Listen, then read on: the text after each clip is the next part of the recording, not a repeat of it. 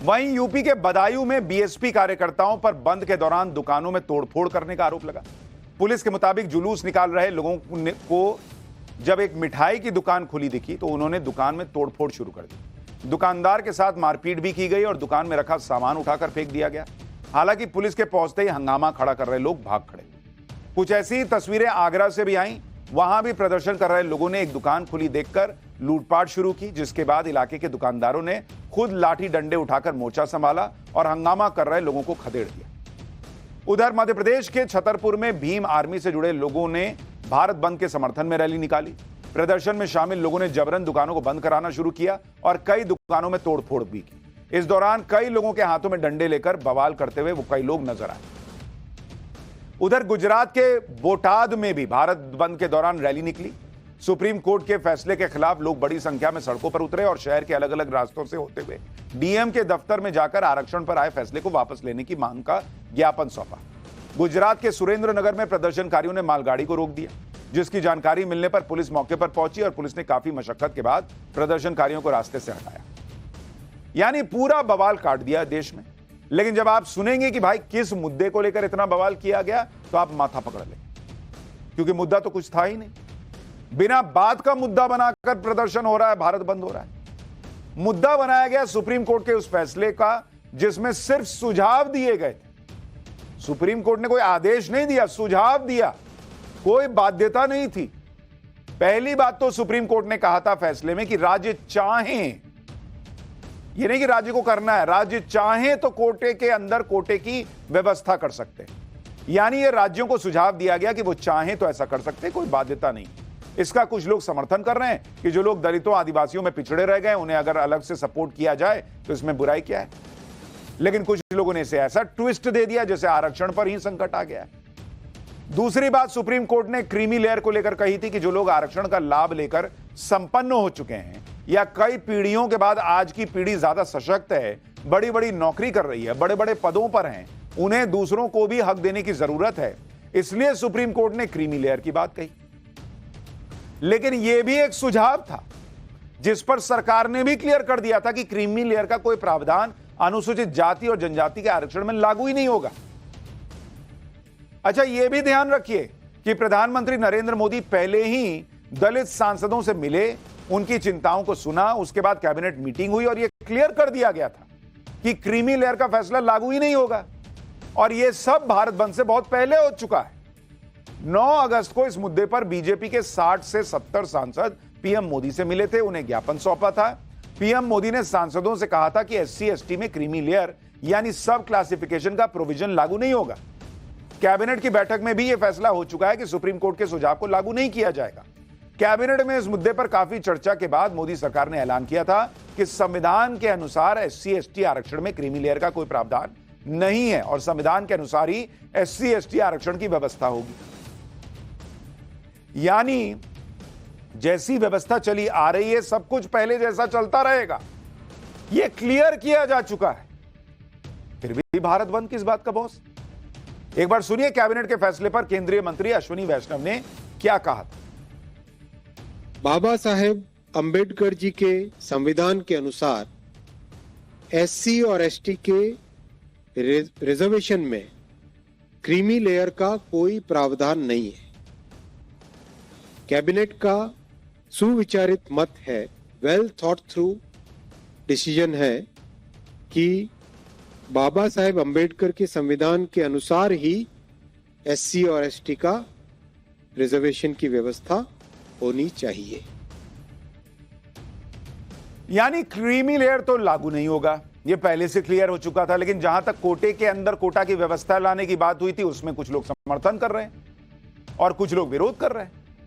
जैसे आप देखिए कि बिहार में एनडीए में शामिल 2 पार्टियां, जीतन राम मांझी की पार्टी और चिराग पासवान की पार्टी, दोनों का अलग अलग स्टैंड है। दोनों दलित राजनीति करते हैं। दलित राजनीति करने वाले चिराग पासवान कोटा के अंदर कोटा का विरोध कर रहे हैं, तो महादलित की राजनीति करने वाले जीतन राम मांझी इसका समर्थन कर रहे हैं। एक बार सुनिए जीतन राम मांझी को। भारत बंद का जो आह्वान जो लोग किए हैं वे सब स्वार्थी तत्व हैं।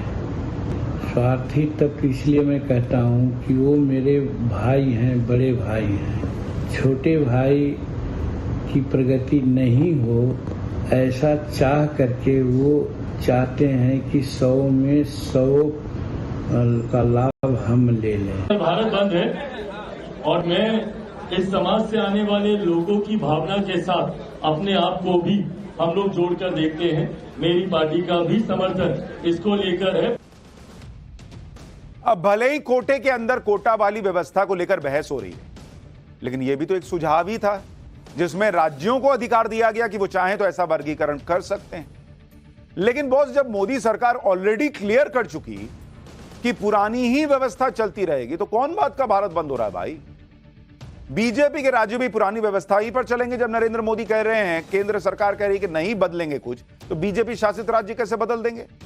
इंडी गठबंधन तो विरोधी कर रहा है, तो उसके राज्य में लागू ही नहीं होगा।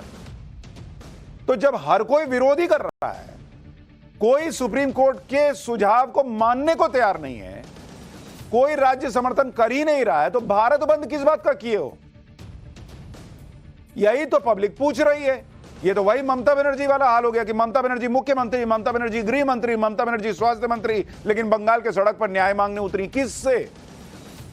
वैसे ही कोई फैसला लागू ही नहीं हो रहा है, क्लियर किया जा चुका है लागू नहीं हो रहा है, लेकिन उसके लिए भारत बंद हो रहा है। किस बात का भारत बंद का क्या मतलब? यही बात केंद्रीय कानून मंत्री अर्जुन मेघवाल भी पूछ रहे हैं। एक बार सुनिए, फिर आपको कुछ डेटा दिखाता हूं और इनकी पॉलिटिक्स समझाता हूं। SC/ST के सांसदों को, जो बीजेपी के सांसद थे, जब उनको लगा कि ये विपक्ष भ्रम फैला रहा है, विपक्ष के MP भी कुछ ऐसा कह रहे हैं कि इस फैसले से क्रिमिनल SC/ST में भी आ गया, तो उसके लिए ज्ञापन दिया प्रधानमंत्री जी को 9 अगस्त को। प्रधानमंत्री जी ने कैबिनेट में फैसला करके कहा कि क्रिमिनल SC/ST में लागू नहीं है और इस फैसले का पार्ट भी नहीं है, तो वो क्लियर हुआ पार्ट। जब सब कुछ क्लियर है तो फिर बवाल किया क्यों जा रहा है और विपक्ष वाले इसको हवा क्यों दे रहे हैं?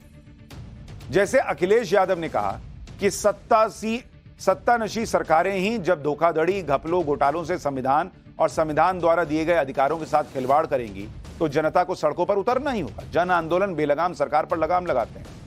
अखिलेश यादव को नहीं पता है कि सरकार कह चुकी है कि नहीं, हम ये नहीं लागू करेंगे, जो जैसा सिस्टम चल रहा है आरक्षण का चलता रहेगा। तो फिर ये क्या है? कांग्रेस नेता दिग्विजय सिंह ने कहा कि वो SC/ST में वर्ग विभाजन के माननीय सुप्रीम कोर्ट के निर्णय के विरोध में भारत बंद का समर्थन करते हैं।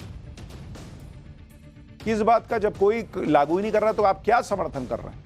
मायावती ने कहा कि बीजेपी, कांग्रेस आदि पार्टियों की आरक्षण विरोधी साजिश है। सरकार से मांगे कि संविधान संशोधन लाकर आरक्षण में हुए बदलाव को खत्म किया जाए। यानी आरक्षण के मुद्दे पर इंडी गठबंधन और बाकी पार्टियां जबरदस्त माहौल बना रही हैं। इन पार्टियों को शायद ये लग रहा है कि जैसे लोकसभा चुनाव में आरक्षण खत्म कर देंगे मोदी, खत्म कर देंगे मोदी का माहौल बनाकर बीजेपी को डेंट किया, वैसे ही दोबारा मौका मिलेगा। अच्छा, कितनी पब्लिक सड़क पर आ रही है, अलग पता चल जाएगा।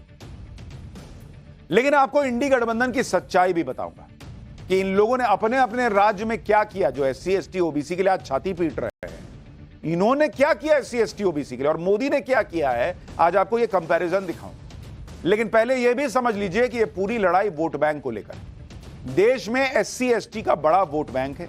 करीब 25% आबादी इस वर्ग के तहत आती है। पिछले 2 लोकसभा चुनाव की बात करें तो इंडी गठबंधन के पास ये दोनों वोट बैंक एक मुश्त नहीं थे। इस वोट बैंक का बड़ा हिस्सा NDA के पास था, इसलिए SC/ST आरक्षण के मुद्दे पर इंडी गठबंधन इतना हाथ पैर मार रहा है। अगर आप इसको वोट बैंक की पॉलिटिक्स को समझेंगे तो आपको समझ में आएगा कि यह झूठ और भ्रम क्यों फैलाया जा रहा है। अगर आप 2019 का लोकसभा चुनाव देखेंगे और इसमें अगर आप SC वोट देखेंगे, शेड्यूल कास्ट का वोट, तो वो NDA को गया 41% वोट शेड्यूल कास्ट का गया और इंडी अलायंस को गया 25%। अगर आप 2024 का चुनाव देखेंगे, 2024 का, तो 2024 में NDA का वोट जो है वो 36% रह गया शेड्यूल कास्ट का और इंडी अलायंस का वोट जो है वो बढ़कर हो गया 32%। क्यों? तब भी यही माहौल था कि आरक्षण खत्म कर देंगे, आरक्षण खत्म कर देंगे। तो इनको लगा कि बॉस ये तो डेंट कर रहा है, काम आ रहा है भाई, भले 5% घटा, लेकिन घटा ना, और बोलो, और बोलते जाओ, हो सकता है असर दिखाए। इसी तरह से अगर आप शेड्यूल ट्राइब का वोट देखेंगे कि 2019 में किसको कितना वोट मिला, शेड्यूल ट्राइब का वोट NDA को गया था 2019 में 45% और इंडी अलायंस को गया था 37%। ये शेड्यूल्ड ट्राइब का बता रहा है।